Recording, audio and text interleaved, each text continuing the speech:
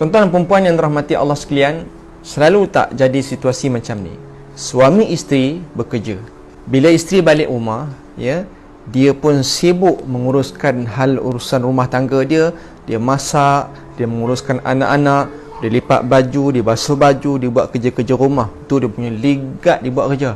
Tapi suami tadi, bila balik ke rumah, dia relax ya, pergi dapur cari air, dia buka peti air, dia minum air sejuk, dia pun duduk dekat ruang tamu, dia pun minum air, dia main handphone dia dengan dunia dia sendiri, ya.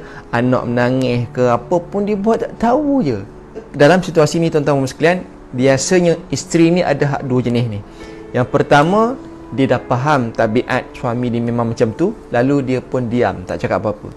Jenis isteri yang kedua, dalam situasi macam ni, dia tension melihat suami dia duduk tenang je, padahal sama-sama kerja, isteri pun kerja, suami pun kerja, tapi isteri balik rumah, dia sambung kerja di rumah pula, tapi suami dia buat tak tahu je, maka isteri akan tension sebab dia mengharapkan suami dia tolong dia. Dan lalu, isteri buat apa? Isteri pun ambil tindakan, dia akan berleter dengan suami dia.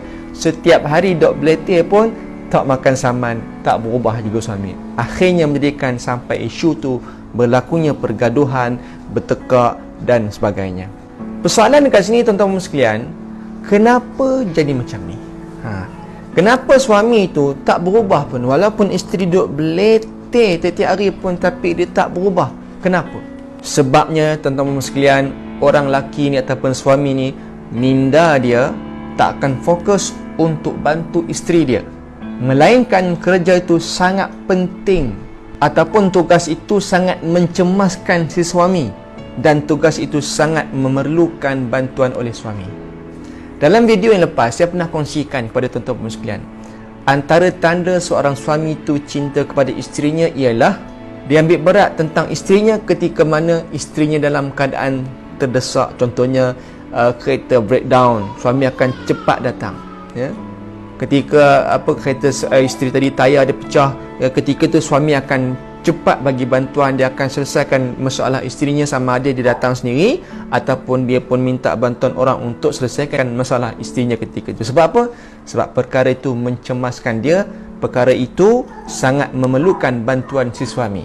Itu antara tanda si suami itu sayang kat isteri dia. Jadi, untuk kita nak selesaikan isu ini, bagaimana? Ya, akak-akak sekalian, isteri kena bagi arahan ataupun menciptakan arahan yang berbentuk kecemasan, yang berbentuk sangat terdesak.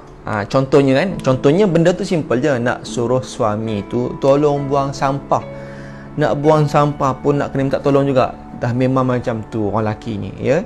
Dan bagi suami pula, buang sampah ni tak cemas kat dia. Jadi macam mana cara nak mencemaskan suami itu supaya dia cepat buang sampah? Ya, saya bagi contoh lah, ya. Akak-akak kena cakap macam ni, bang, sampah dah penuh ni sikit lagi berulat. Ni sampah ni kalau busuk macam ni, ya, mau jadi takut-takut boleh jangkit coronavirus contohnya lah, ya. Bila suami ni disebut tentang coronavirus, jadi takut, mula ketika itu mencemaskan dia, dan waktu itulah akan menjadikan si suami ni cepat-cepat buang sampah. Itu contoh, ya. Jadi tak salah kalau saya katakan suami ni dia macam bomba lah, ya. Dia penyelamat ketika mana kita memerlukan dia, ketika mana ia sangat mencemaskan, ya. Wallahu a'lam, yang mudah-mudahan ada manfaat insya-Allah.